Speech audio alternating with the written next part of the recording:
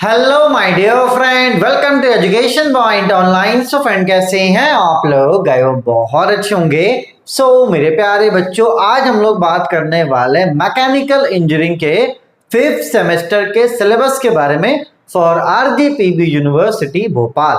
ऐसा मेरा प्यारा बच्चा जो अपना बीटेक आरजीपीवी यूनिवर्सिटी भोपाल से कर रहा है और जिसका ब्रांच मैकेनिकल इंजीनियरिंग है बच्चों, तो मैकेनिकल वाले बच्चों को 5th सेमेस्टर में कौन कौन सा सब्जेक्ट पढ़ना पड़ता है और कौन सा सब्जेक्ट कैसा है, आज के इस वीडियो में अपन बात करने वाले हैं। देखो बेटा, एक बात आप समझ लो, मैकेनिकल इंजीनियरिंग में ना सबसे ज्यादा इंपॉर्टेंट अगर कोई ईयर होता है तो वो आपका सेकेंड ईयर होता है। इस बात को आप समझो, क्योंकि जितने भी मेजर सब्जेक्ट्स है ना वो आपको सेकेंड ईयर में ही पढ़ना पड़ता है। तो अभी आप जिस कंडीशन में खड़े हो, आप एकदम बीचों बीच खड़े हो। अगर आप देखोगे तो आप यहां पर हो, इससे पहले आपने फर्स्ट ईयर और सेकेंड ईयर पढ़ा, अब आपके सामने है थर्ड ईयर और फोर्थ ईयर। अब एक बात आप समझना, आपके मैकेनिकल में ये जो सेकेंड ईयर था ना, सेकेंड ईयर में ही मानकर चलो 60 to 70% सिलेबस कवर हो चुका है ना। और ये जो बचा हुआ 30 to 40% सिलेबस है, ये आपको थर्ड और फोर्थ ईयर में पढ़ना है। देखो बेटा, अगर सेमेस्टर वाइज बात की जाए तो आपके पास टोटल 4 सेमेस्टर है। अब एक बात आप समझना बच्चों, अब अपने गोल को आप डिसाइड कर लो कि अब आपको क्या करना है, क्योंकि भैया आधा समय तो चला ही गया। देखो, ये सिलेबस बताना एक बहाना है, मुझे बाकायदा मैकेनिकल वाले बच्चों को गाइड करना था कि अब आप क्या कर सकते हो। देखो बेटा, आधी चीजें तो खत्म हो गई, आधा आपके पास बचा होगा। 2 साल बहुत होता है, अगर अभी भी आप अच्छे से डिसाइड कर लो कि आपको आगे क्या करना है। देखो, अगर ऑप्शंस की बात की जाए तो या तो आप गेट की प्रिपरेशन कर सकते हो, या तो आप एसएससी जेई की प्रिपरेशन कर सकते हो, ठीक है, या तो आप प्राइवेट कंपनी में जाने का आपको मन होगा। देखो बेटा, अगर आपको प्राइवेट में जाना है तो अभी से आप क्या करो बेटा, कोचिंग अपना स्टार्ट कर दो। कोचिंग किस चीज का होगा बेटा? कोचिंग देखो अलग अलग हो सकता है, जैसे कि पाइपिंग का कोर्स आप कर सकते हो, ठीक है। उसके अलावा आप एचबीएससी का कोर्स कर सकते हो। एचबीएससी के अलावा मेरे प्यारे बच्चों आप अपना स्पोकन इंग्लिश इंप्रूव कर सकते हो।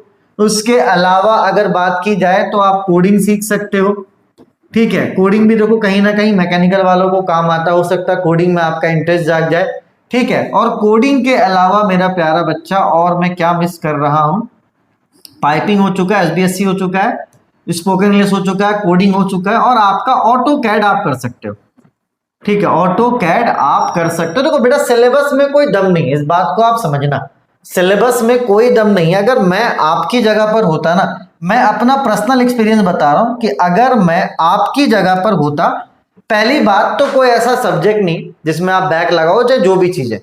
मैं क्या करता बेटा, अपना 4 घंटा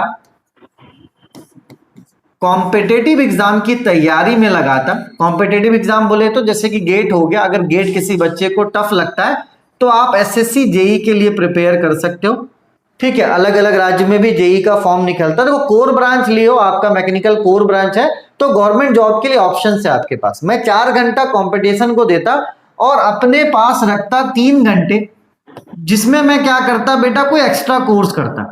जैसे एक्स्ट्रा में क्या हो सकता है, एक्स्ट्रा में ये हो सकता था कि मैं ऑटो कैड करता, एक सेमेस्टर मैंने ऑटो कैड कर लिया, ठीक है। कोडिंग भी मैं साइड से कर सकता हूं, है ना। कोडिंग के अलावा स्पोकन इंग्लिश हमारा हो गया, जिसमें आपका पूरा पर्सनालिटी डेवलपमेंट हो जाएगा, ठीक है। और मैंने क्या बताया था स्पोकन इंग्लिश के अलावा बच्चों,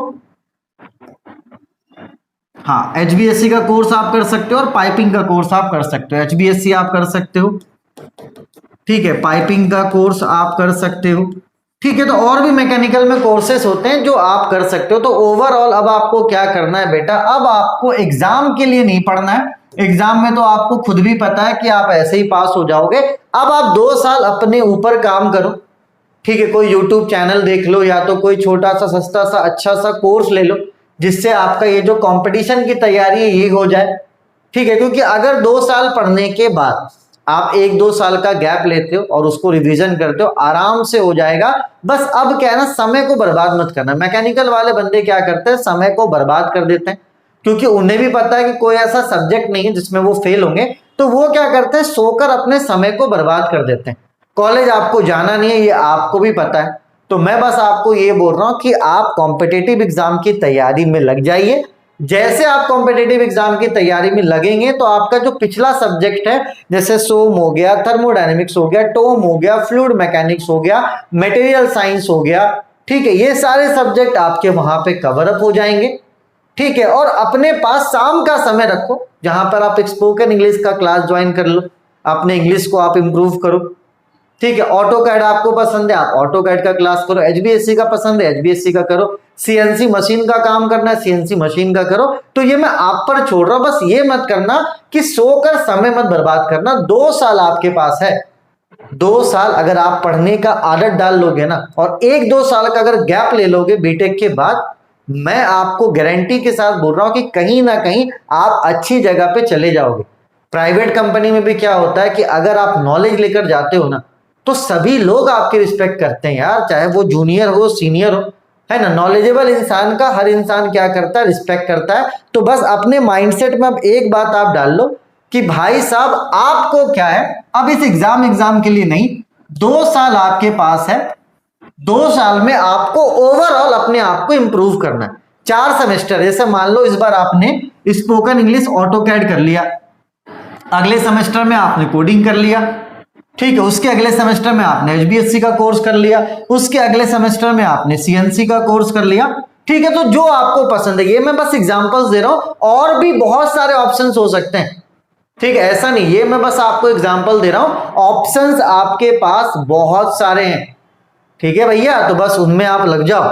ठीक है, चलिए, अगर आपको कोडिंग करना है, कोडिंग का क्लास अपन ने स्टार्ट करा, 4 अपन प्रोग्रामिंग करवा रहे हैं, C++, जावा, कंप्लीट वेब डेवलपमेंट और पाइथन। ये चारों चीजों में से कोई एक चीज आप सेलेक्ट करके पढ़ना स्टार्ट करो।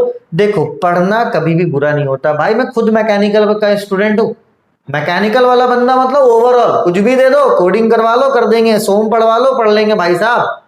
ठीक है, तो भैया ऐसे होते हैं। और अगर आपको पर्सनालिटी डेवलपमेंट का कोर्स करना है तो एक बैच अपन जहांगीराबाद में प्लान कर रहे हैं।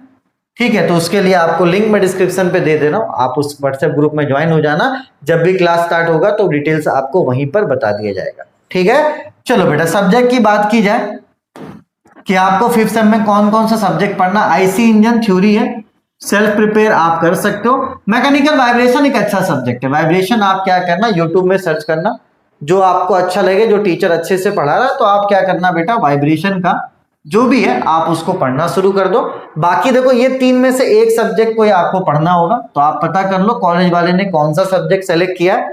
ठीक है, इसमें जो भी सब्जेक्ट होगा ये आपका थोड़ा सा न्यूमेरिकल है और थोड़ा सा थ्योरी वाला सब्जेक्ट है, और ये बेटा आपका थ्योरी, इसमें जो भी सेलेक्ट करा होगा ये थ्योरेटिकल सब्जेक्ट। तो 4 आपको पढ़ना है, जो कि आप अगर 1-2 घंटे भी देते हो तो आपका काम बन जाएगा। बस अपने दिमाग में एक बार डाल दो कि अब सो के समय मत बर्बाद करना। जो आपको पसंद है, आपको कोडिंग पसंद है, आप कोडिंग करो भाई साहब। आपको पाइपिंग का कोर्स पसंद है, पाइपिंग का कोर्स करो। सीएनसी मशीन का कोर्स पसंद है, बस अपने आप को इंगेज कर लो आप। ठीक है, और ये जो इंप्रूवमेंट आपको थोड़ा सा पर्सनालिटी डेवलपमेंट में भी करना पड़ेगा।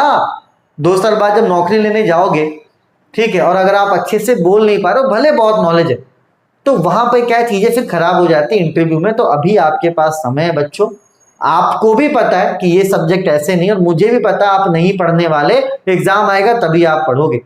तो अभी आपके पास टाइम है, एग्जाम में बहुत टाइम है, जनवरी में एग्जाम होगा, अभी 4-5 महीने, तो कम से कम 2 कोर्स आप पकड़ो और उसको अच्छे से सीखो। ठीक है, चलिए, तब तक अपने और अपनों का खूब ख्याल रखिए। Take care, bye bye, Tata.